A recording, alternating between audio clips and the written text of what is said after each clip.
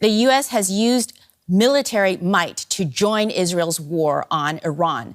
U.S. President Donald Trump announced that American Air Force bombers destroyed Tehran's key nuclear sites, including the Natanz, Isfahan and Fordo facilities.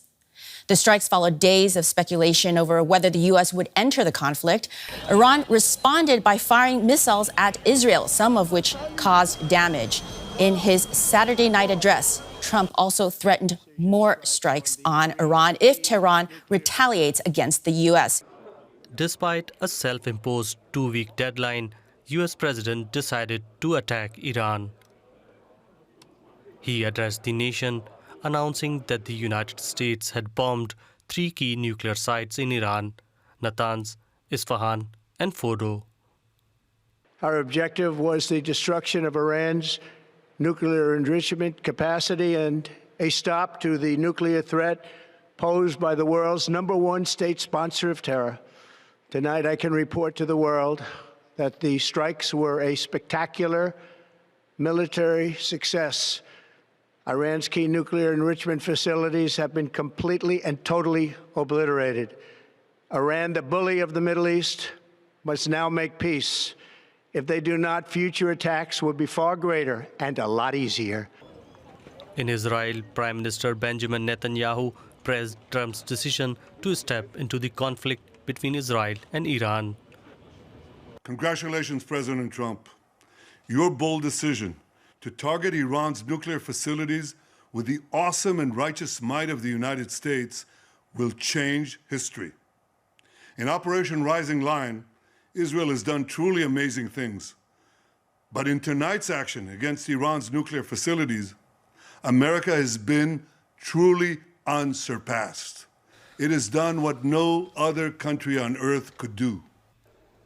Following U.S. strikes, Iran's top diplomat defended the country's right to a legitimate response in self-defense. In a statement on social media platform X, he warned of everlasting consequences. In accordance with the UN Charter and its provisions allowing a legitimate response in self-defense, Iran reserves all options to defend its sovereignty, interest, and people. U.S. strikes on Iran represent a major escalation in the Iran-Israel conflict and risk ushering in a new era of instability in the Middle East. In the studio, we have DW's own Shani Rozanes. Shani, Prime Minister Benjamin Netanyahu, yes, got what he wanted, right?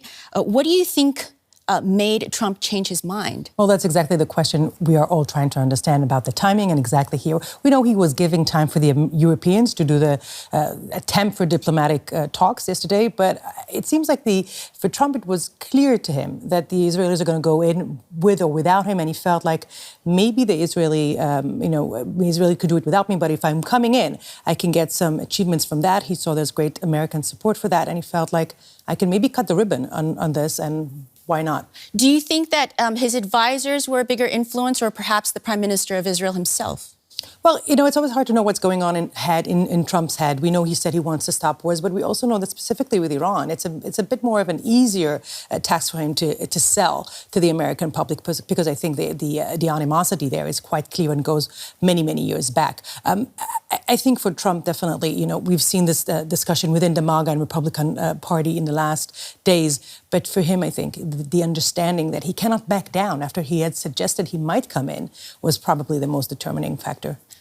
These are very early days, but do we have a sense of what Israel's strategy might be next as a result of what's happened? And, that Trump had talked about close coordination between the two countries. Exactly, and this was exactly Israel's strategy. They wanted to drag the Americans in, they managed, and now they can let Americans lead the way. They can exit via the U.S. That would be their strategy, to see where Trump is taking that, and they will have to follow. They cannot now be completely independent. Shani, stand by, but we are now going to turn to Tel Aviv. We can now speak to DW correspondent Tania Krämer there. Tania, I know you were just coming out of a shelter not too long ago. What is the latest you can tell us about the situation on the ground from Israel? Yeah, in the early morning there was an alert and the sirens went off actually across Israel, and we understand that about 30 ballistic missiles or long-range missiles were launched from Iran to against Israel throughout the whole country. And we understand that some of them evaded again the defense shield. There are reports about up to 10 hits. We have not confirmed this number, but we understand that there were hits in Tel Aviv, in northern Tel Aviv, not far from us here as well. We could also, feel the shock wave a bit in our shelter. Also in two cities in central Israel, as well as in the north in Haifa. And the pictures we are getting from there is quite of destruction, showing you this lethal force of those heavy ballistic missiles. Now, we understand from the emergency services that about 16 people were admitted to hospital, all in moderate or not condition, and there have been also 15 that came away with minor injuries. But these are just the numbers that are coming in. These are more details are coming in as we speak. How are people in Israel reacting to all of this? Well, I think it was somehow expected that this might happen. But of course, this was a relatively quiet night with no alert or air raid siren during the night, like in previous nights here, at least in Tel Aviv. But of course, people had to run again to the bomb shelter in the morning, and they heard, the address by some of them on the radio by Prime Minister Benjamin Netanyahu. He addressed the public in Hebrew. He also put out a statement in English, talking about, this historic time, but also that peace comes through strength. Now, of course, people here feel that we are right now in the eye of the storm, because it's really unclear where it goes from here. Obviously, the Home Front Command has changed also their guidelines. The country is back to only essential activities. So, it's unclear where this is going. More of the missile barrages certainly might be coming. For example, will those proxies, we heard from the Houthis in Yemen, they're condemning those strikes. We heard also from Hamas, although they're weakening Gaza. But, what about the other militias or Hezbollah in southern Lebanon or in Iraq? It's a bit of an unknown time. So people are worried, although most of them are supportive of the government line. There are also critical voices, of course, here. But, we don't know where this is going right now. Tania, you've said a number of times it's really hard to know what's going to happen next. So I understand that Israel has increased the alert nationwide, but have authorities said any more about what the people should expect now in the coming days? They can't really say what to expect. I mean, they're expecting people with raising this alert, basically putting it back from limited activities across the country now to essential activities. That means most of the institutions are closed, schools are closed, only workplaces that are really essential should open right now. We also understand the airspace has been closed totally now. It was largely closed over the past days since Israel attacked Iran last week, but there were some flights going out and some flights coming in, repatriation flights and evacuation flights. So these are all the things that are, impacting on people's lives here. So I think what people do expect are probably more missiles from Iran. But again, there's so many different scenarios now that could come into place. Also, what happens to the region. Iran could also retaliate by attacking U.S. assets or military bases in the region. They could, close the Strait of Hormuz. So there are all these kind of scenarios now being discussed here. And I think most people I talked with this morning, they say we just have to wait and see right now. DW correspondent Tania Krämer in Tel Aviv. Thank you so much. Let's turn to DW Washington correspondent Misha Komadovsky. Misha, the president talked about coordinating with Israel. Was this action coordinated with any other allies? Is there any information on who knew about this attack in advance? Well, President Trump, in his address, as we heard, praised the close coordination with Israel. He highlighted Prime Minister Netanyahu here and then the Israeli military in general. And he credited the U.S. armed forces here for what he described as an unprecedented operation. A week ago, if we remember, the State Department informed American allies in the Middle East ahead of Israel's strike, clarifying a week ago that the operation was Israeli-led and did not involve American forces then, which has obviously changed now. However, it's not clear whether President Trump coordinated this latest move with all U.S. allies in the region. The U.S. Secretary of Defense, as the president just said, would speak at 8 a.m. This morning at the Pentagon, where we expect him to address these questions. Misha, what does this mean now for U.S. American troops in the Middle East? What threats are they facing? Well, it's hard to estimate the exact level of threat for over 40,000 U.S. troops and civilians stationed in the Middle East, along with billions and billions of dollars in American weapons. Thousands of these troops could now face direct threats from Iran through missile strikes or kamikaze drones similar to those used by Russia in Ukraine that are produced in Iran, or assaults by Iranian-backed proxies and groups in the region. Trump now says that it is up to Iran to agree to an end to the war. In his Truth Social post, he also said that it is, quote, now time for peace. Do we know what comes next? Well, President Trump has presented a stark ultimatum here. He says it's now time for peace.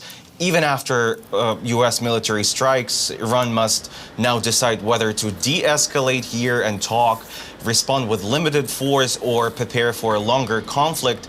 And Iran vowed to retaliate. And a source in the administration, in the U.S. administration, told me that the president, with his national security team members, have already planned for any possible Iranian retaliation. Right now, their main focus is to keep U.S. troops in the region safe. And President Trump once promised, while on the campaign trail, to keep the U.S.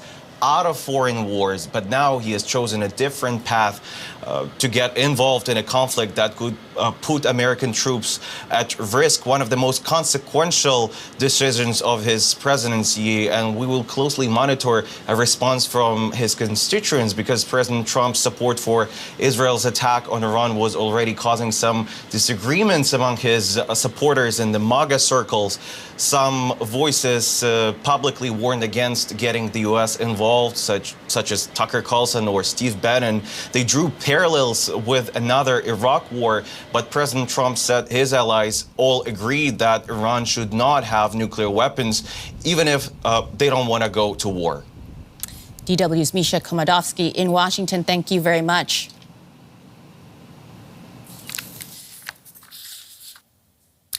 Giorgio Cafiero is the CEO of Gulf State Analytics and an adjunct fellow at the American Security Project, and he joins us from Washington.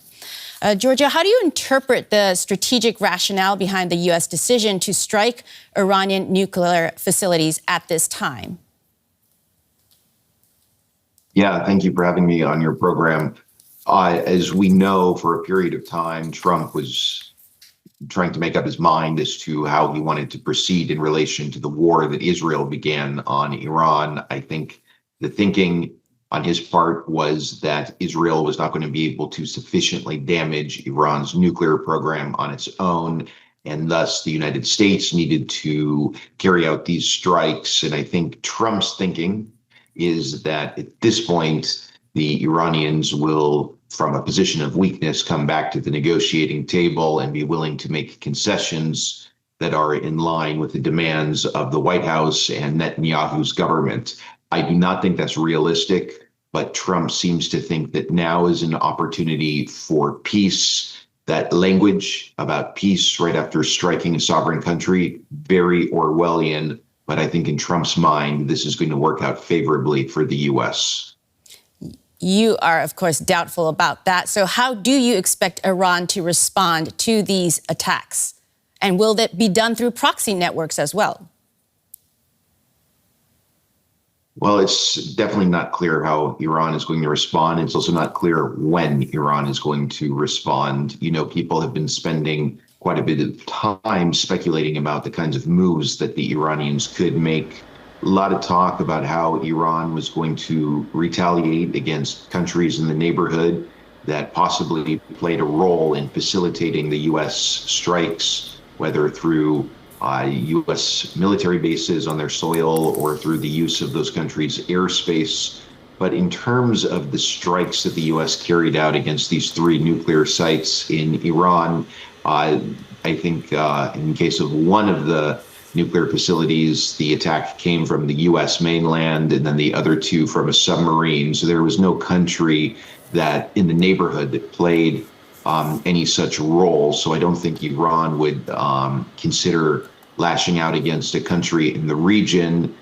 And, you know, I think probably what's going to happen is we're going to see Iran pull out from the NPT and make a rush for the nuclear bomb. At the same time, we have to keep our eyes on the Strait of Hormuz. Certainly possible that the Iranians will close that strait down, or at least severely interrupt travel through the strait. However, there are countries, chiefly China, that Iran wants to maintain excellent relations with, who would suffer under that scenario. So I'm not so sure that Iran would make that move, but certainly something to consider right now.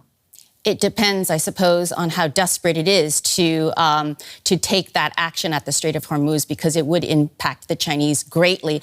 Can we talk a little bit more about the regional dynamics? Do you foresee a recalibration of alliances in the region? Well, you know, I think with the exception of Israel, there's not really any country in the region that was pleased to see this take place. When we look at countries in the GCC, countries elsewhere in the Arab world, I think for the most part, these governments are very nervous about what could be the consequences of these U.S. strikes on Iran. Similarly, they're very concerned about all of the Israeli strikes on Iran beginning on June 13th.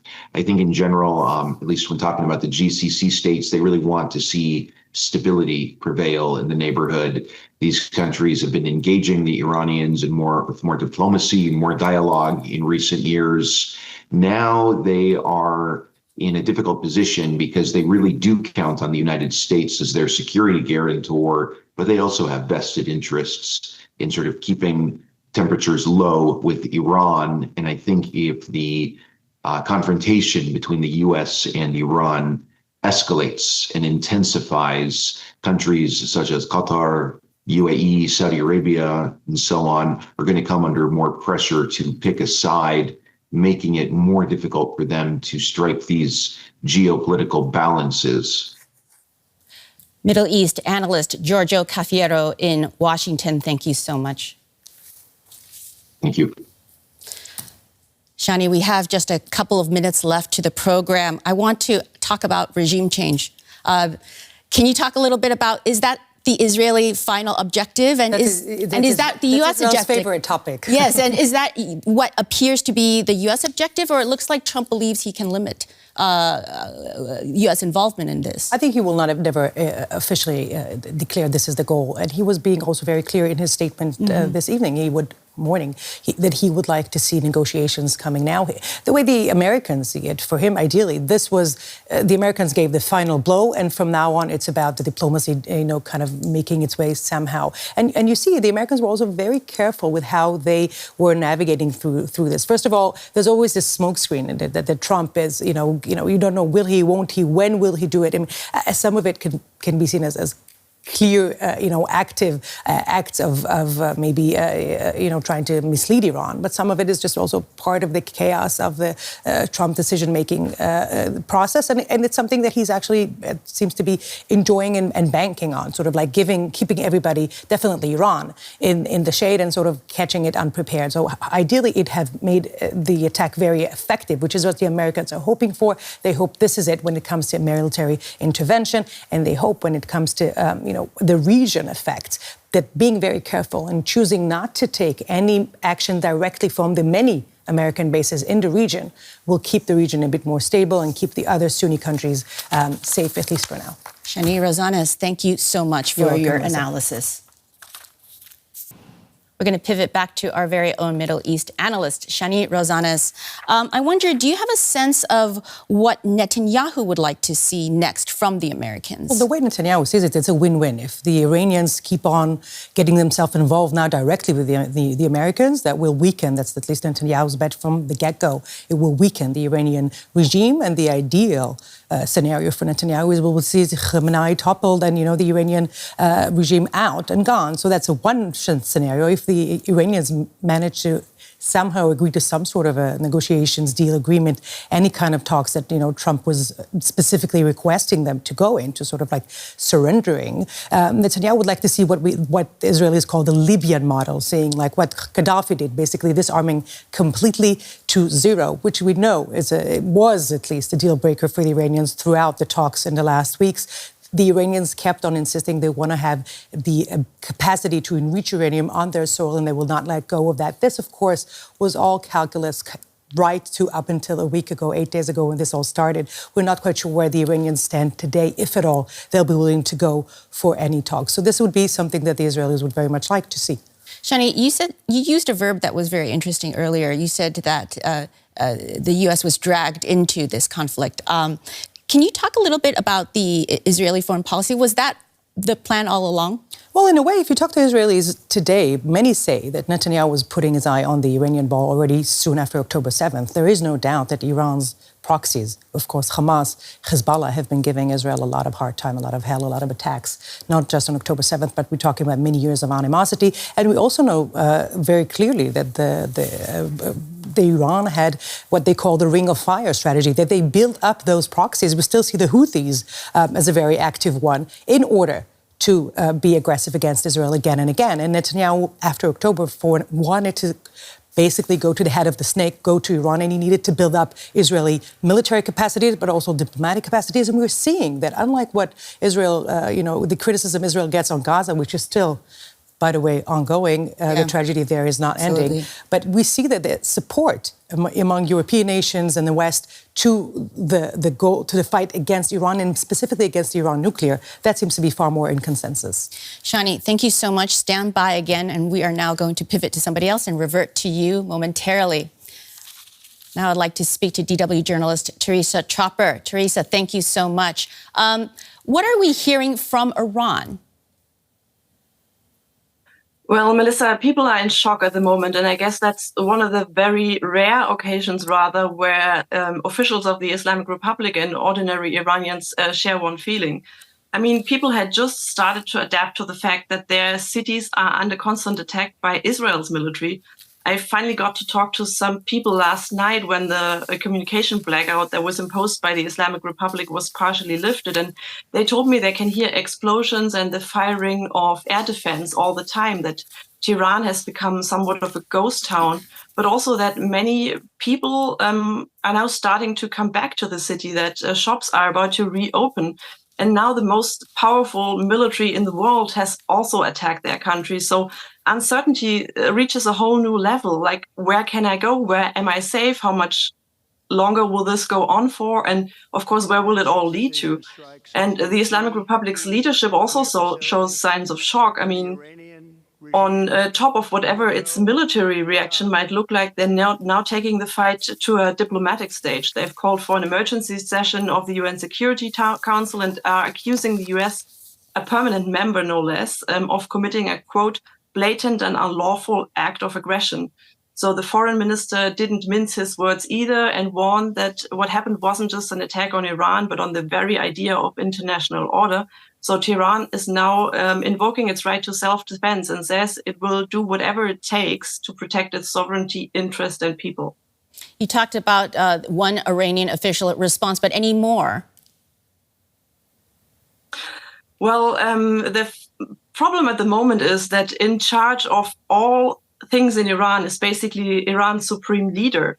And for now, we can't really tell what he feels about it. That's because the Iran supreme leader, Ayatollah Khamenei, is reportedly in a bunker, hiding there with all electronic communications suspended, so both for protection and for secrecy. So that means decision-making at the very top of the Islamic Republic is at the moment very slowed down. And since Khamenei is the one who holds all power ultimately, the Islamic Republic's response remains uncertain until he speaks.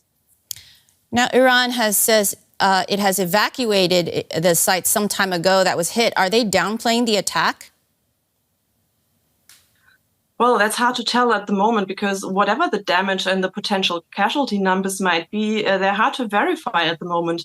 But that being said, even if they evacuated the sites in time, there must be some sort of damage to the facility itself. But as one former US president once prominently said, you can't bomb knowledge. So whatever the damage to the nuclear sites itself, that doesn't mean Iran's nuclear program is a thing of the past now.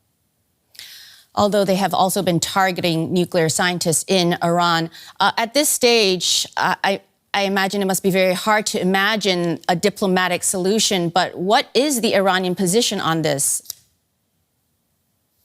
Yeah, well, we heard that Trump believes this is a moment for peace now, but I really doubt that Iranians, or at least those in charge of the Islamic Republic, are feeling the same way at the moment.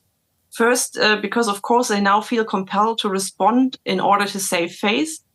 But even before the US strikes, Iran's foreign minister said that he rules out any kind of diplomacy until attacks on Iranian soil stop. And that clearly hasn't happened yet, not yesterday and today, not either. So when it comes to diplomacy, the real question probably is, when does Israel stop? When does it consider its objectives met? When Iran's nuclear sites are gone, when the scientists are all eliminated, or would they push on until the Islamic Republic collapses and hoping something or someone replaces it that they no longer see as a threat? But whether or not that works out is, of course, a totally different question. I mean, Iran has now been bombed by 2 nuclear powers.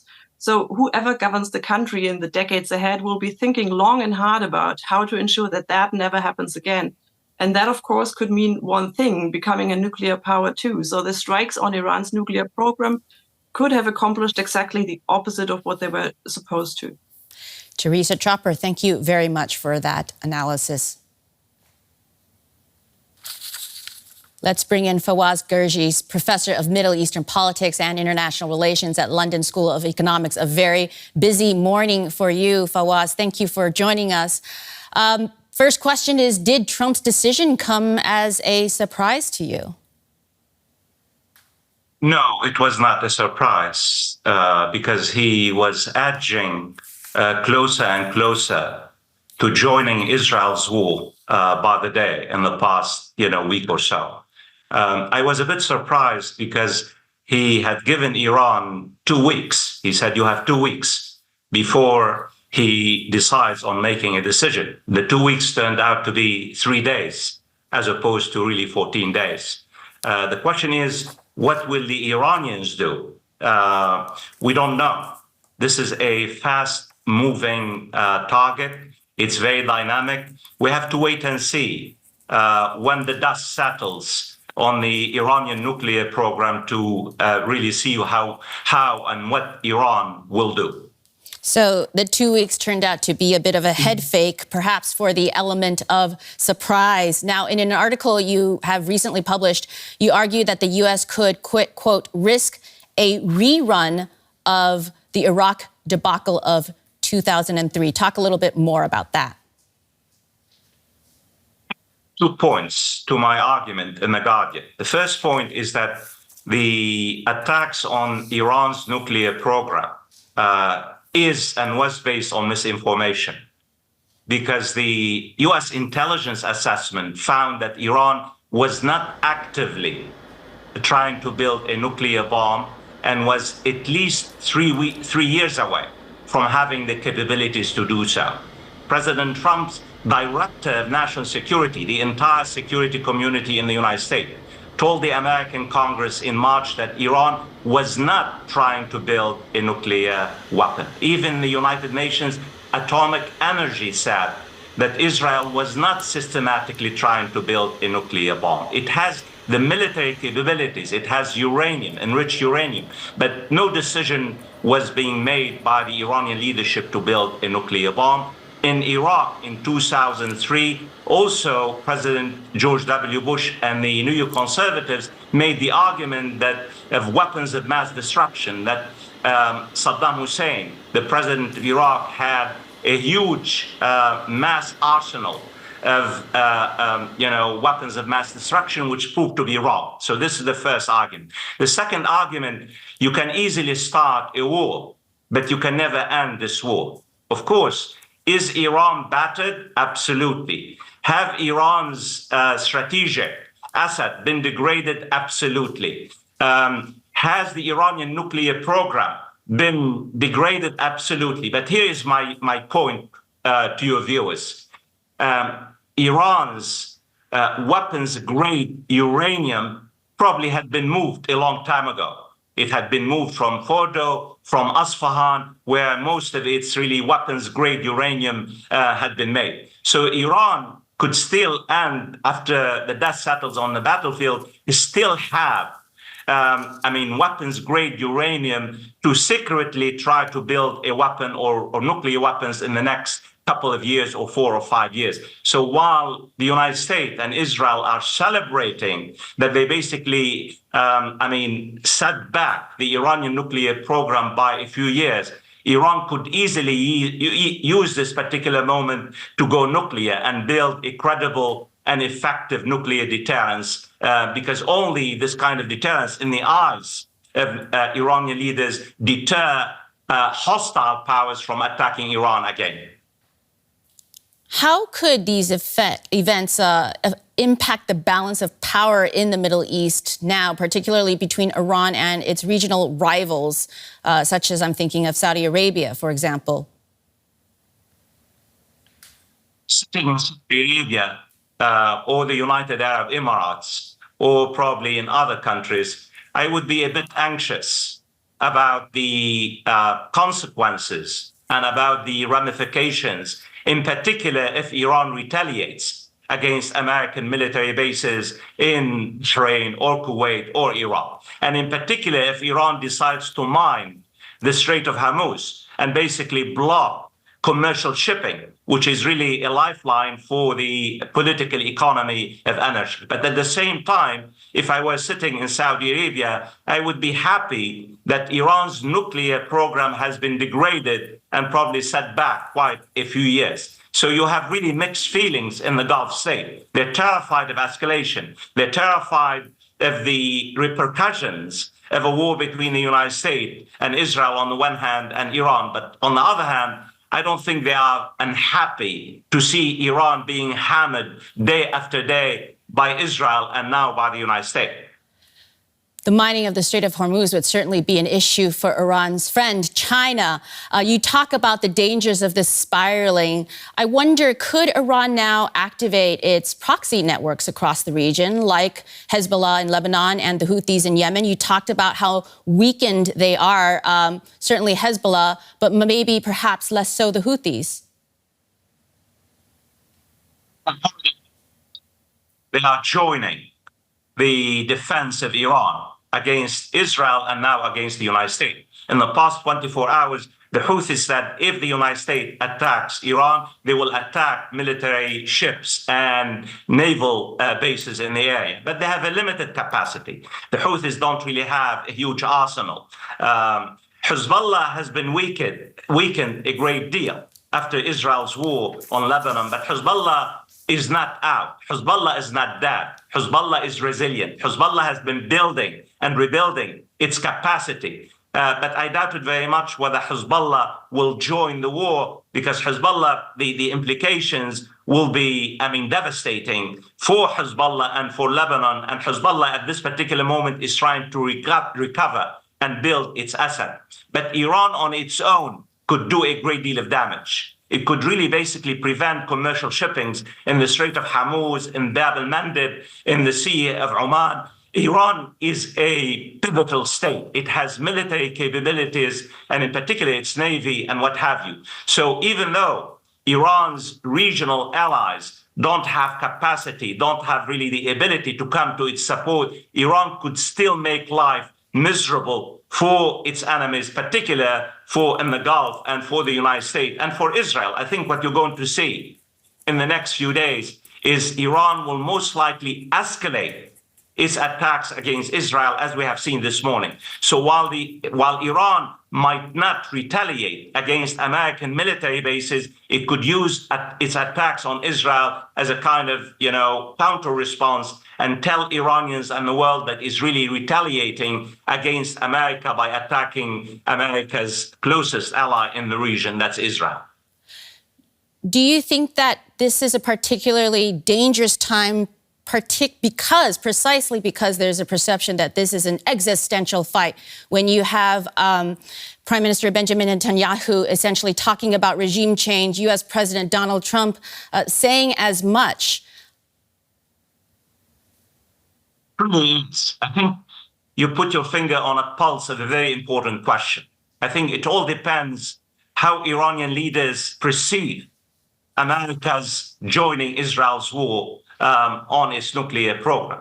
If Iranian leaders basically come to a particular conclusion that Israel and the United States are trying to really bring about regime change in Tehran, I think this would be, Iran could really put everything in it, could really make a massive, massive mess in the Gulf. So at the end of the day, but also what we need to do, what to think about is that think of the worrying precedents that have been created now.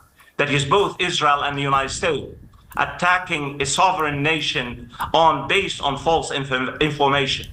The General Secretary of the United Nations made a very important statement today after Donald Trump ordered the attacks on Iran's nuclear program. He said, quote unquote, he is gravely concerned by America's escalation of the war against Iran. He said this represents a threat to international peace and security. And the region itself could descend into a region-wide conflict. I think the Secretary General of the United Nations really summarized the anxiety and the concerns of the international community, even though the United States and Israel would like you to believe they are waging a war of necessity, a just war, as opposed to being a preemptive, unjust and illegal war against Iran, as it is. Well, it doesn't look like diplomacy is in the cards, but I do want to ask you about that. Is there a role I am talking to you from Berlin, is there a role for the EU and also the UK to try to de-escalate tensions? Is that even in the cards at the moment?